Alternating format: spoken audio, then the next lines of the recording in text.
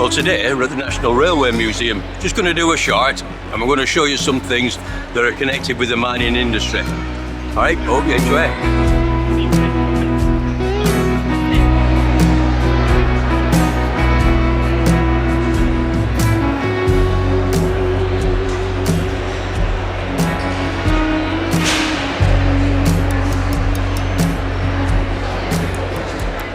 Right, we're at the National Railway Museum today in York, and I was definite that I wanted to see the Weatherhill Stationary winding engine that's off the Stanhope Railway, the Stanhope to the Tyne Railway. You know, Partway up Crawley Side Bank. We did a bit of a video on it last year. Thought, how the heck am I going to find it? And it's the first thing I've seen. So this is the actual engine. It's this stood at Weatherhill going up Crawley Side Bank, and it was a rope work incline. But then they went down on locomotives down to South Shields. This helped bring up limestone from the quarries in Stanhope that was used in concert ironworks and places like that. So, isn't it a fantastic piece of engineering? Just imagine this halfway up the fell and working.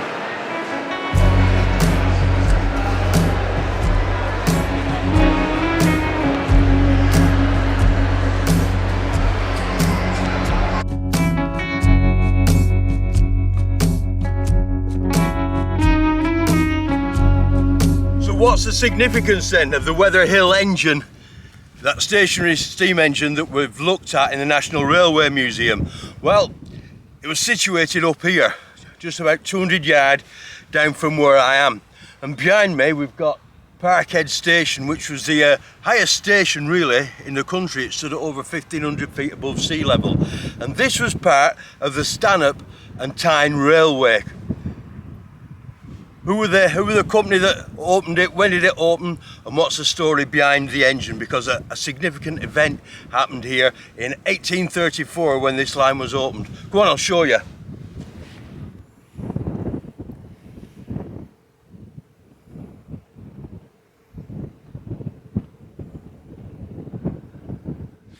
So why on earth would they want to build a railway in this lonely, isolated spot?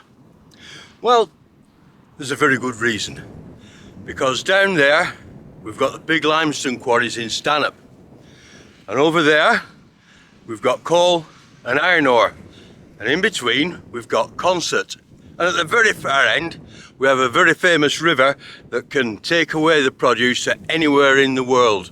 Yeah, it was the iron and steel relay that drove the making of this railway, and I think it goes back to the Pontop colliery. The person that leased the Pontop colliery is round about 1830, because they also took the lease for the limestone quarries down in Stanhope. So how do you get the limestone from Stanhope to Concert? Well, and why? Well, because you use limestone in the smelting of iron. It is a component of that. Well, the best way is to construct a railway, but we're at the top of what's known as Crawley Side Bank, and if you've ever done the coast to coast, this is quite an unwelcome part of it on your last day.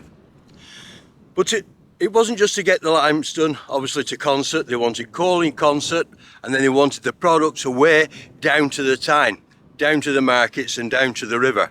So originally they thought about using the old Tanfield wagonway, but that comes down to the Tyne near the River Derwent, which restricted the size of sea-going vessels, well, river-going vessels that could get there. So a whole new railway was constructed from Stanhope right to South Shields, using locomotives and many different stationary incline engines. And that is what the Weatherhill engine was. It was situated here, right on the top of Weatherhill. There was 3 inclines coming up from Stanhope. First, you got the Crawley engine, partway up Crawley Side Bank.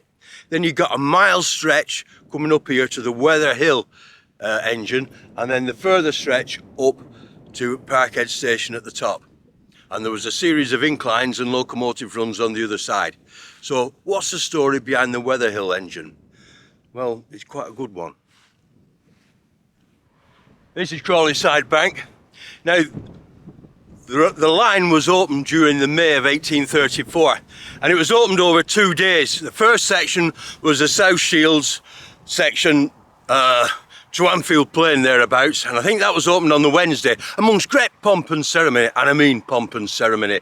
There were crowds, there was brass bands, there was cannons firing, there was big lunches, you know, big dinners. It was a full Monty, like a royal wedding. Now on the Thursday morning, it was a time for this section to be opened, and it was rather a drab morning in the Durham Dales, the Durham Pennines. It chucked it down that morning, but by about 1 o'clock it had all cleared up, and the first train had sort of set off from Anfield Plain round about 8 o'clock in the morning with all the dignitaries on it. But here were all the normal folk lining the route and waiting for the first set to come up, official set to come up from the limestone quarries. So around about 1 o'clock they were up here at the top, and there was 4 limestone wagons ready to descend this incline, and it was filled with, estimates say between, estimates say between 40 and 50 men. All of them just common working men, most of them to do with the quarries. And as they set off down the incline, the shackles between the rope and the back of the back tub, there was 4 tubs in the set, it broke.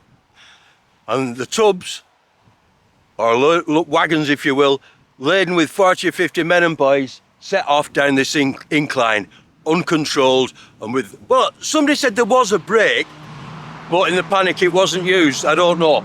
But anyway, they set off down there. Now, it isn't particularly that steep, but it's going to be heavy, and it's going to gain momentum, and there was no way of stopping it. What an opening day.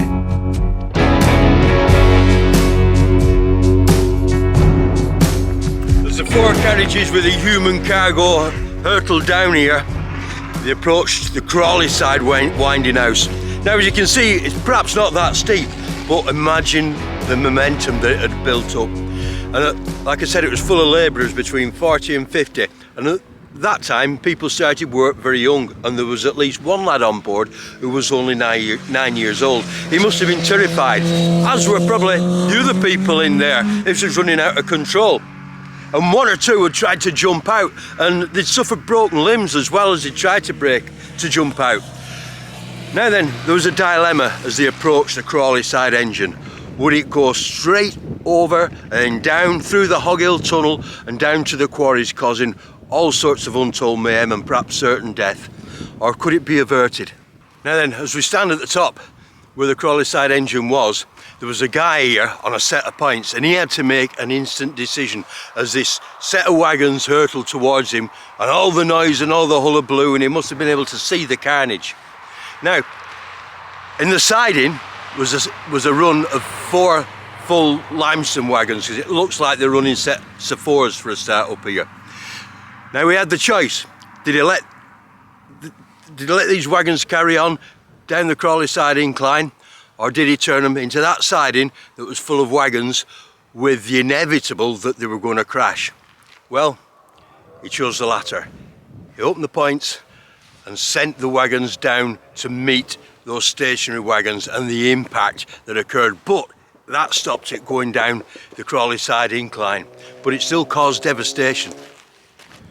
As the result of the collision, obviously there was like I said, devastation, but 1 man lay dead, and a young lad aged 9 years old, again I don't know the names of these 2, he was really badly injured, but they took him home and he died later on that night. So there was 2 casualties, 2 people got killed in that accident, and a lot of people got quite seriously injured, and some got away relatively scot-free.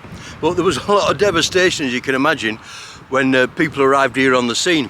And it was William Harrison, he was the managing director of the company, and a young lad called William Teasdale, he worked here, and they went amongst the people trying to sort out who was okay and render first aid and what have you. But they found 1 man apparently next to the lad that was dead, and it looked as though he was dead as well. But he came to, and he said, "Hey, all right?" He says, "Aye." He said, "But I'm very hungry." So they got him something to eat, and it appears that the company did and make sure that they all got proper medical attention. So that was the opening of the Stanhope and Tyne Railway and the events that happened here. So when you see that engine in the National Railway Museum, it was at the top of the hill there, That's the story of its first day. Now, the company was plagued really with financial issues. Robert Stephenson, I don't know if I mentioned that, he was one of the engineers on it. One of his locomotives was the first locomotive on it as well. But amid financial difficulties, the company went bust around about 1841. But that wasn't the end, because other companies took over. And this end of the line kind of carried on until the 1950s, still just bringing the limestone up, and that finished. Yeah, this section was closed in 1951, but they kept a section further up, the Wascally section, that was running lime and other things, stuff from the quarries down into Concert, up until the 1960s. And then the rest of the line finally closed in 1984 when Concert Ironworks, well, that was the end of that, wasn't it? That was the end of the line. So, a very interesting diversion that we found in the National Railway Museum. Go on, Morgan.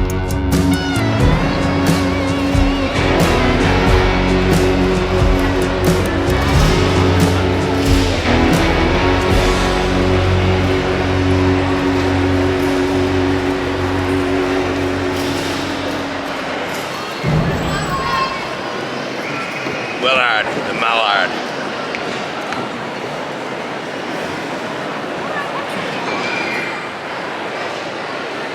Not everything's as romantic though, is it?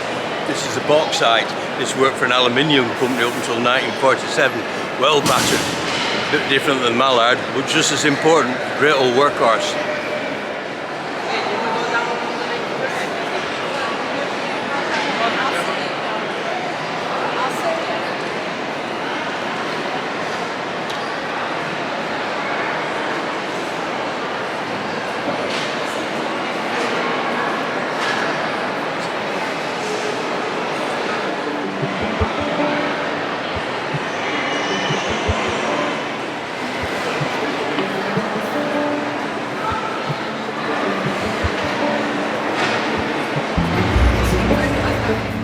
And for those aficionados of Agricola, this is a hund, and you see these in Agricola's book, what they use, with a load of like monks pushing them along.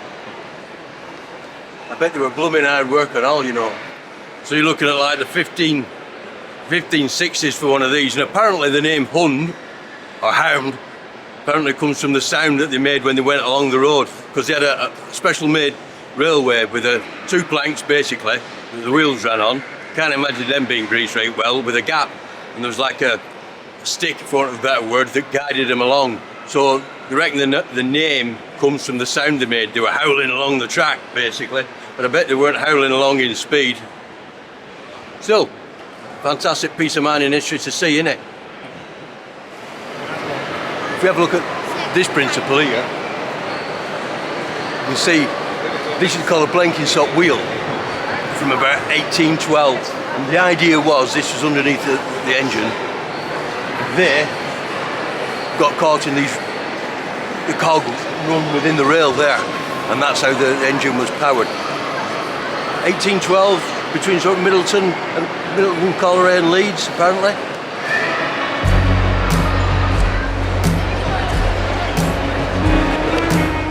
Well, we're at Middleton Park near Leeds, and the reason we've come here is because of what we've seen with John Blenkinsopp's invention and the Middleton Railway, the Blenkinsopp Railway.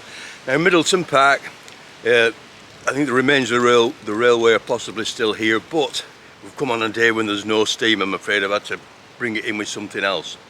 So we'll go and have a look, see what we can find. Now, it was the home of the Brandling family, and the Brandlings, well, they married into the Lee family, but the Brandlings, they came from Felling in County Durham, and we're going to find quite a strong Felling connection here with the mining engineers. Let's see what we can find anyway.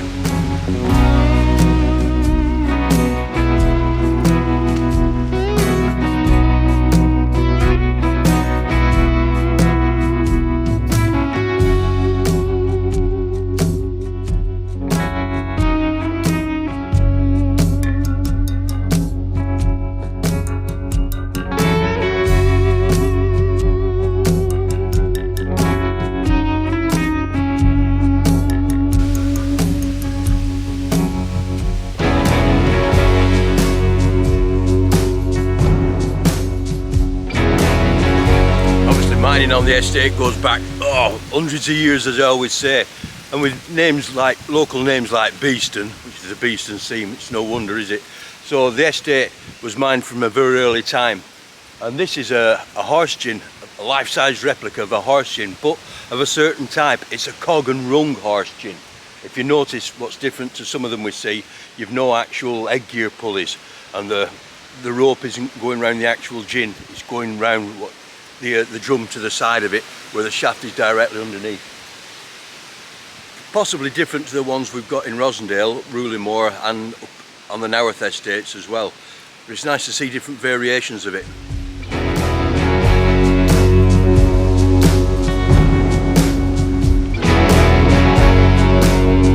We're walking down to where the old wagon way was and where the railway was as well. But part way down, we've got an old shaft here, look.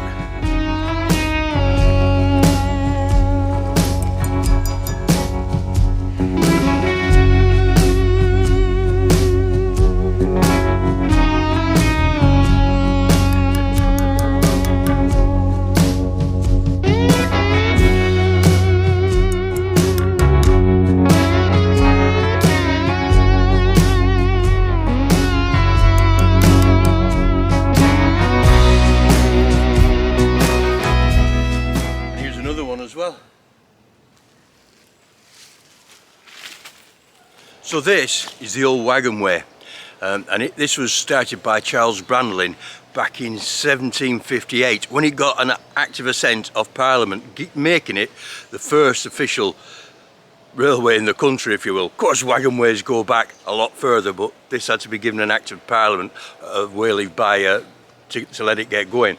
So this railway, the Middleton Railway, is in effect the oldest still operating railway in the world, and it took coal from Middleton collieries down to the city centre to a place near Leeds Bridge. And a hidden gem, I never really knew about it until I started ratching around the museum in York.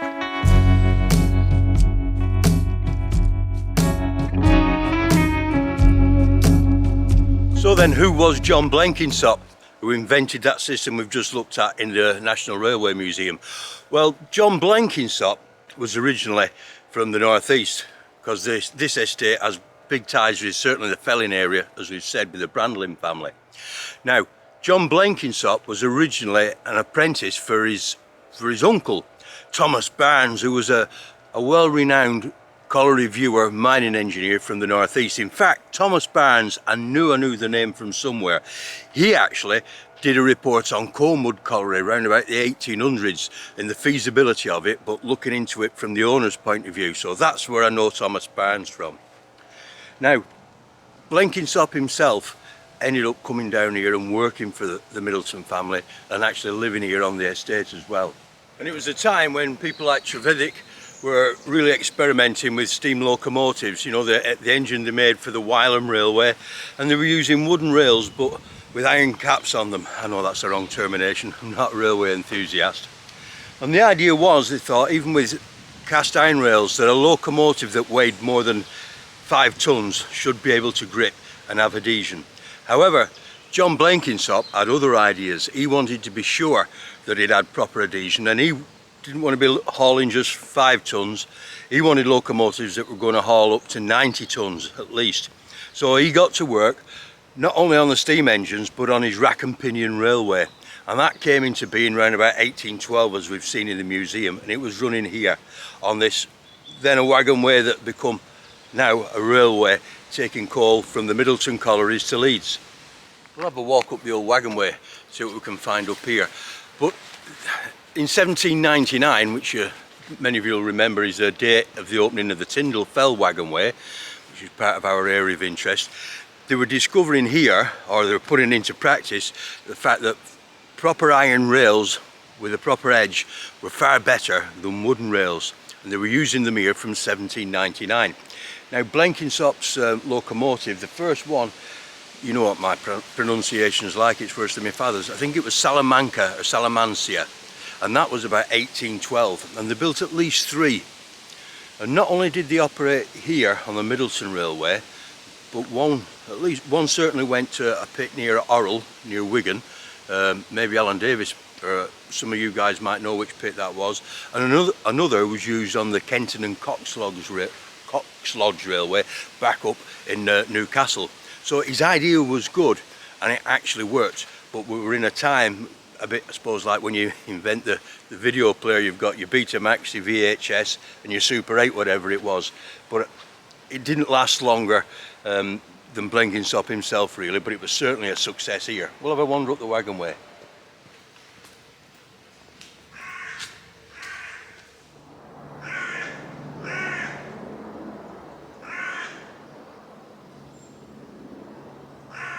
Now, there is supposed to be, according to that map, a crop edge in the park here, and I'm wondering if that's it, or is that maybe just rubbish the views really is packing for the wagon way. I don't know. See if I find anything else further up. I was wrong about over there, but it is just across the valley from here, so it could be, or that could just be like tip and small stuff they've used for like a bed for the wagon way, because this is the coal here. Just run along here. And it's supposed to be a low quality sulphurous coal. Know all about that, don't we? Anyway, it's good to see it cropping out in the park, isn't it?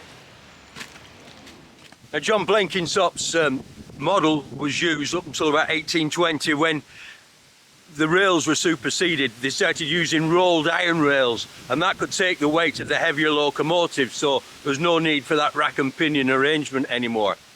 But John wasn't just employed here, he also worked on as a colliery viewer at Denby Grange collieries that were owned by John Lister Kay. And the Denby Grange collieries, part of their portfolio was Caphouse Colliery, which today, as you know, is a National Mining Museum. Now, John Blenkinsopp didn't live very long, sadly. He died aged only 47 in 1831. But I'm sure you'll, like with me, you'll agree that he left a fantastic legacy. Something we perhaps don't learn a lot about when we're learning about industry. We tend to talk about Trevithick and George Stephenson, don't we, and Brunel.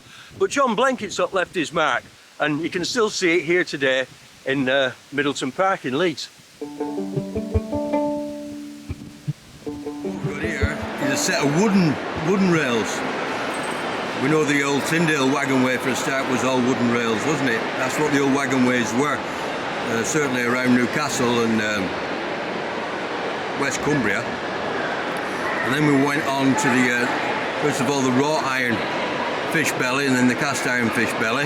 So the Tyndale wagon way was made up of the fish belly rails, and you can still find plenty of them knocking about. And the rail in the background, well, that's a bit more like what we had back in Rosendale. And behind that, we've got an old wagon. This is actually for limestone, taking limestone out the quarry, early 1800s. A fantastic little collection of stuff here in the way.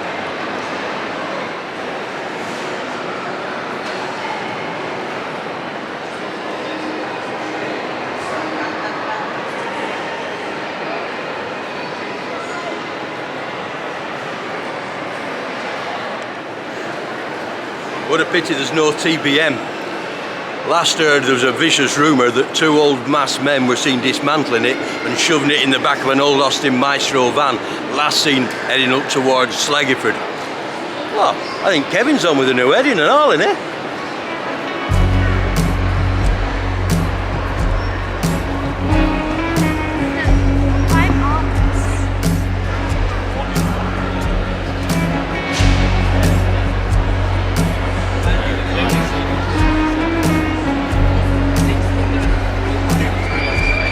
So the two things pertaining to our area, right next to each other, obviously you know what this is. It's a replica of the rocket, isn't it? Again, it's got the pistons up a height there, like the original. Again, Nick could tell us a bit more about the layout of this, wouldn't he? Wonderful to see, although it is just a replica.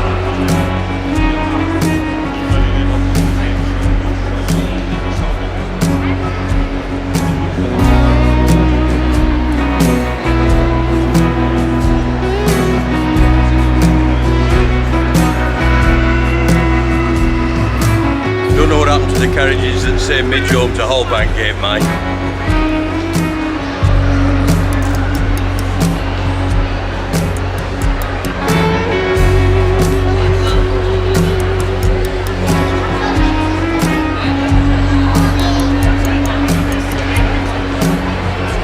So Stephenson's rocket.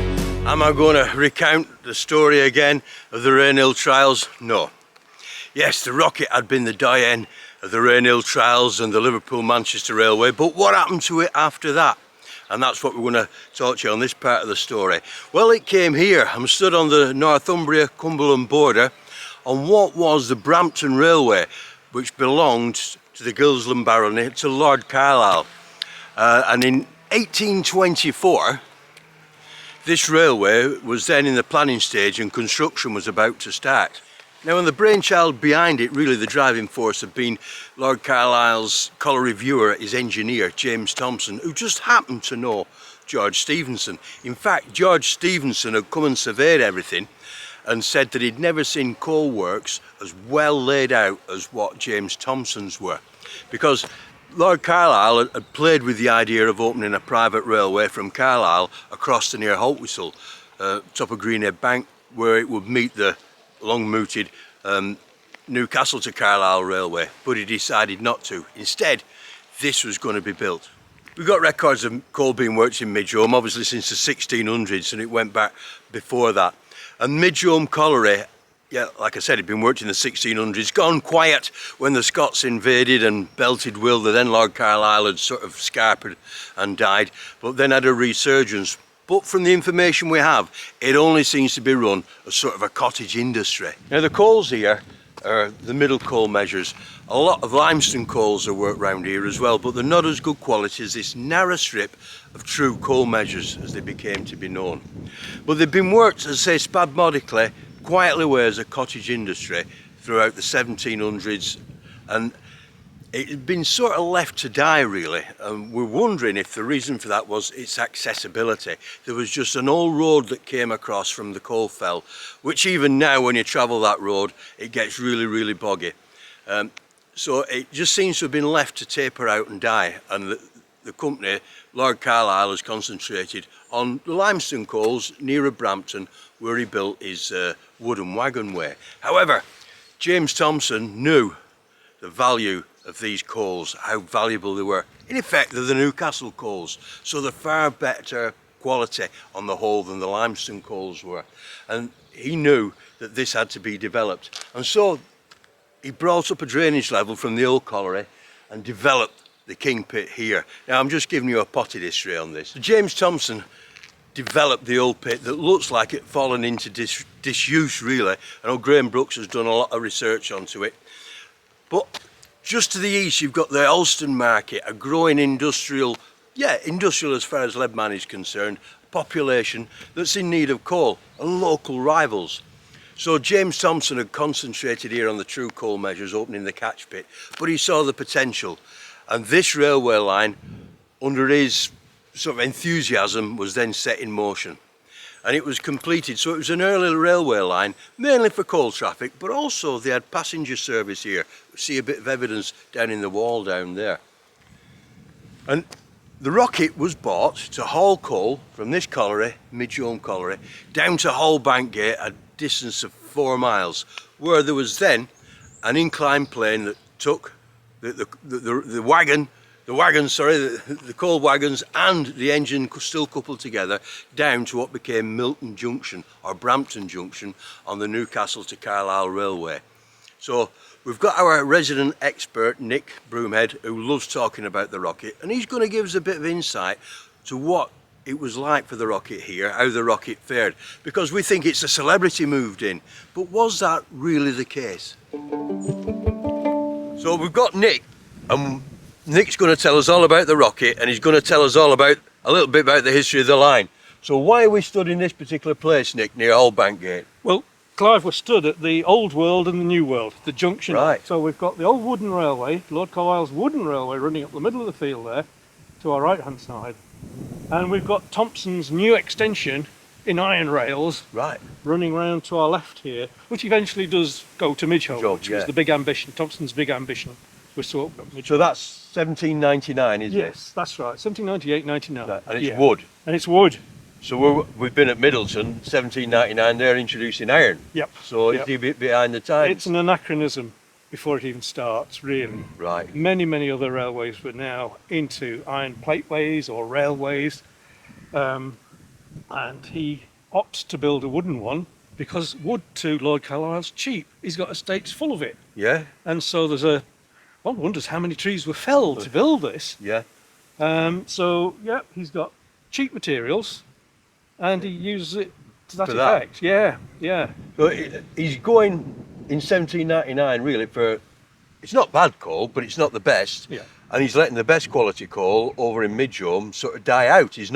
And he's putting a cheap wagon way in. Yes. And then we look over at West Cumbria, we've got Salton, where they've had Newcomen engines since 1730 odd.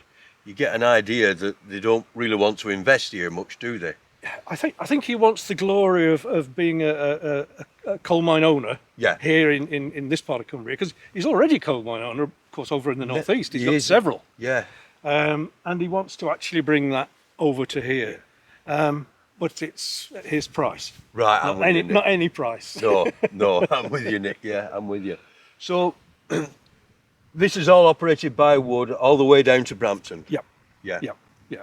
And go on. Yeah, so it's laid to, we think it's laid to a gauge of just over about 3 foot, using the sort of standard cauldron, so that's Yeah. about 1,500 300 weight there. 300 weight, isn't it, thereabouts? Yeah. So it'll be one horse, one cauldron, as it were, bringing 3 empties back in, Yeah. probably. But it's interesting to note that here we have quite a pronounced incline, and we Yeah. know nothing about how these were worked. No. I'm presuming that it was balanced incline. There's no record of steam engines or anything else like that. So we've got a slight incline going up. We've got an incline running up away from us, Clive, up to the sort of mid-horizon, and it is quite an incline. And I'm kind of deducing that that's a balanced incline. There's no record of any steam engines here for hauling wagons up. So I'm presuming that maybe 3 loadeds down took up 6 or 7 empties going up. You know, it's quite a skill getting everything, empties in the right place, full ones down, and so on. But Because I've wondered, because obviously they're setting off right up the fell, a mile and a half, 2 miles from here maybe. Yep. What sort of one-way system have you got? If you've got wagons hurtling down, yeah, it's there'd be passing places, we Yeah. presume, because Yeah. we don't know, because we're not told. no. Now, if this railway had been built through a bill, an act of parliament, we'd know, No. because that's all minutely recorded. This is all on Lord Carlisle's land. He doesn't need any of that, No. and it doesn't get recorded. No. No, so it's in a sense it's not a requirement. He can just build what he likes. I suppose with the Middleton Railway, there was bits that did need way leave, and that's why we know about that. We do. But most of it didn't need way leave. But the bits that significantly did need that actually feed us with a lot of information. You think, that's what happened there then. Right. Here, we're, in a sense, we're working blind. Yeah. It's sort of, we Still don't know. guesswork, yeah. We don't know. But I'm presuming there must have been passing places Yeah. for trains of horse and cauldron. So we're coming on to the rocket. Yep. And the relationship between Stephenson and Thompson and Carlisle, I've got wrong. You're going to put me right on that a little bit. Well, the relationship with Carlisle and Stephenson is an interesting one. Thompson is determined to upgrade the line. He knows there's a better opportunity going with strengthened rail, iron rail, to replace the wood and to actually get to his aim of getting to Midgehome. That's where he wants to open up the coal. Yeah. And Carlisle's kind of happy with that, but he's not sure because it's a lot. Again, it's money. Money, yeah. It's money. Yeah. And so he's advised to talk to George Stephenson. So he gets in contact with Stephenson, who he probably, well, in a sense, his circle might well know from the northeast. Yeah. Oh, of course. And Yeah. and he, in a sense, he kind of wants the assurance that Thompson's on the mark. That Thompson's up to the job. And you get the flavour that Thompson gets a bit offended by that, because he's done a lot here already, and to be sort of questioned over whether it's viable and it's worth doing, would smart a bit, I think. It you would. know. You let your boss go in behind your back. And so, lo and behold, Stephenson comes over here, and the whole aim of his visit was to get an idea of the value of taking the railway as it is now, the wooden railway, further over into Carlisle. Right. To take the trade into Carlisle. So coal from Carlisle's pits here into Carlisle. And of course, hovering on the horizon in these days is the Newcastle and Carlisle determination to get the two cities linked. So they're trying to stymie They might snatch the trade. Aye. And so Thompson dearly wants the estate to have the business, Carlisle's estate to have the business, and comes up with a scheme. Stephenson, to his credit, actually, I suppose he notices that actually the prepared works of Thompson are way and beyond what you'd think would be the average estate agent doing. You know, his maps and his notes and his quantities and values of everything are very, very good. And I think this reverses the tables a little bit on Carlisle, in that very quickly into the visit, Thompson and Stephenson, it's said, actually do get on. Oh, wow. And then Stephenson actually comes here and sees that the works to date have been of a sufficient scale and standard to actually achieve what Thompson wants to achieve. And in a sense, the doubt is therefore removed. Let's put it that way. The doubt is therefore removed. Of course, we know what happens. Newcastle and Carlisle gets built, comes through at Brampton Junction, and in a sense, the trade does end up being taken on the N&C. Well, it was inevitable. Even if they'd have managed all that competition coming, bound to. The good side of the story is, of course, Thompson gets his Midhome Railway. And the investment in that is put in. Carlisle says, get on with it, do it, and all of a sudden it's his project, he's buoyed up with it, we're going to get the Midhome coal out. And so all that is embodied in just where we're standing. Absolutely where we're standing. So that opens up all the villages up there, then they blossom, don't they, They do, yes. The population increases and there's people coming into the area to work, and the whole scene changes, I think. You're right, So let's talk about the rocket then, because that was the first sort of engine, wasn't it? We'll talk about the rocket. This is it in its Rainhill trial stages, when it was, in a sense, it was a steam greyhound. George Stephenson designed it. He built the locomotive.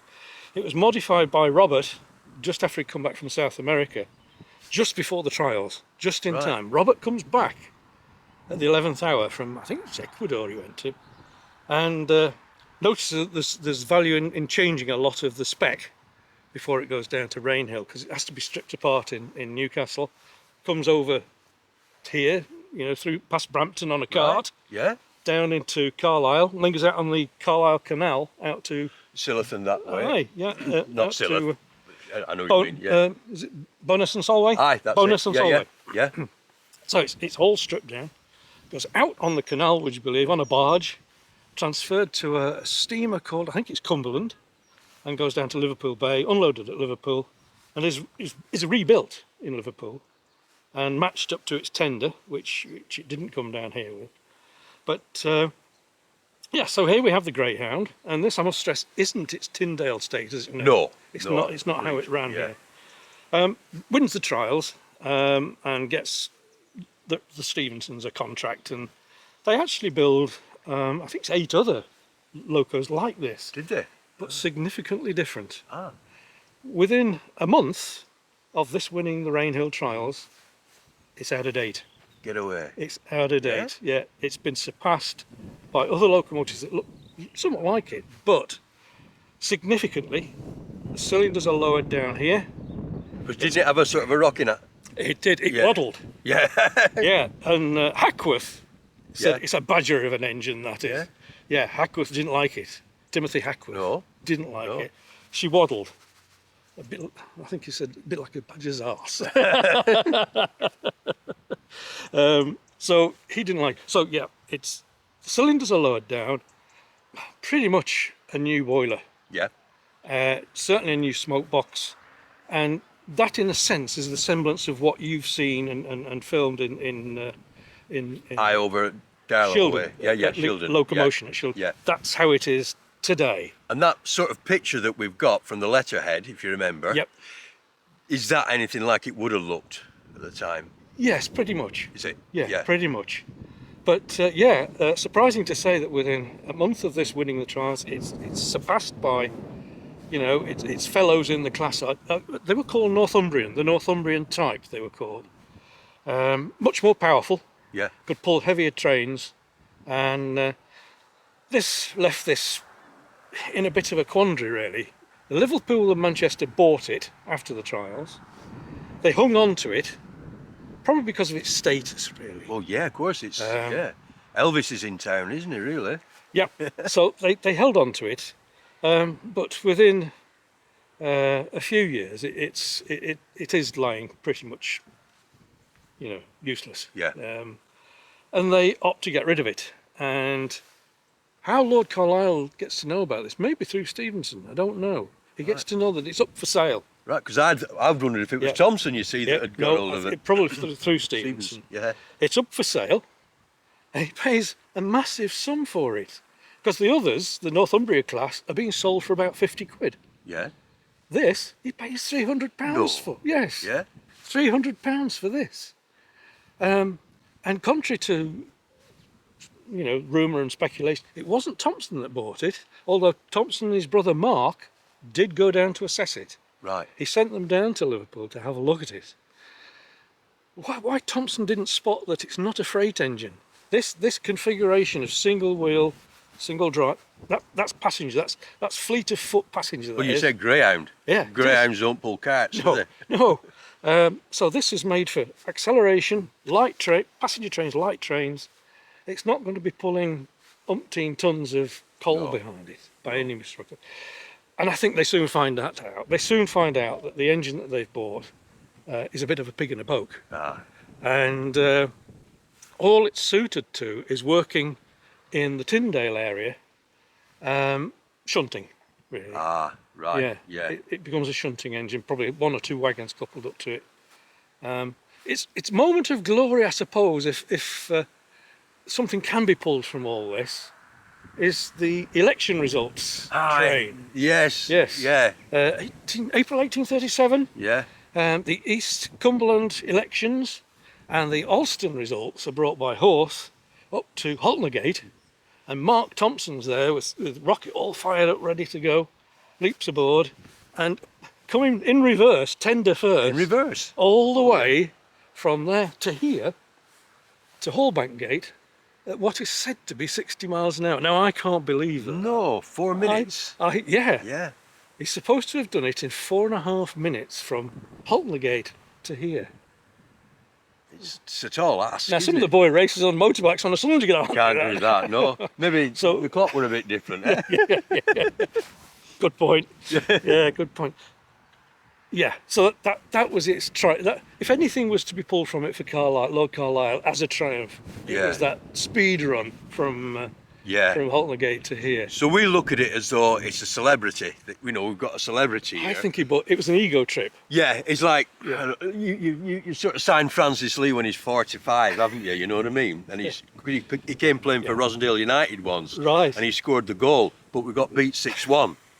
He scored the one goal. They passed it. They've got a beer belly on them. So it's the same sort of thing, isn't it? It is. But probably. It's nice. It would be nice to get a bit more recognition. Yeah. And Rocket was here for people, wouldn't it? Yes. What happens thereafter to poor old Rocket? A bit of a mystery. She's laid aside by Thompson in 1838, so only another year after the famous speed run. Yeah. By 1838, she's laid aside. And by 1841-42, she's down at Kirkhouse, we're told covered in junk. Oh. She's been probably used as a stationary boiler in one of the workshops. The rear wheels are missing. She's jacked up. Probably somewhere along the line, somebody's made off with the copper firebox. The best bit is the copper. That's, I think, gone. And she's in a bit of a sorry state. Now here the story differs. The Thompson family in the 1860s say they presented it to the Office of Patents, i.e. the Science Museum. I think that's a bit of elaboration because Robert Stephenson knew of its whereabouts, and it was said that he wanted it to go in this state. He wanted it restoring to this kind of state, to the 1851 Great Exhibition. Yeah, yeah. Apparently that was an ambition of his, to get it into the Great Exhibition. Now I don't know, and I've not been able to find out, Clive, whether it actually went. I don't think it actually went. No, I don't because know. in its present state, that we've both seen it at Locomotion at Shildon, it's then sent back down to London in pretty much the state we've seen it. So I don't think that ambition of Robert Stephenson's was ever met. No. I think probably there was a move made to price up getting it back to this, and they thought, blow that. Aye. Because they were in the business of building engines, not Yeah. sort of building replicas. Yeah. You know. Yeah. So from the 1860s, she ends up being given to the emerging Science Museum, which grew out of the Office of Patents. Right. I didn't know that. Prince Albert. Yeah. That was, that was his thing. Science and motivation and everything that was going to spark up industry in Britain. That was his big thing. And so, he moved the Office of Patents into expanding itself into the creation of the Science Museum. Right. Yeah. Yeah. Oh. And so from then on, of course, it travels a bit. It goes into Clapham Museum first, and then up to York, and now currently Shildon. and hopefully it's going to be there for the 1825 celebrations and 2025, and it will back on its plinth again, perhaps. So Well, we've got the replica, pardon me, at Shildon that was done in 1979, and I think it was done at Bold Colliery. Yes. Or it set off from there anyway. yes, it set off from Bold. Yeah. They were all brought to Bold. Yeah. And then they ran down the old Liverpool-Manchester line. Didn't Yeah, they they did, aye. Right. Yeah.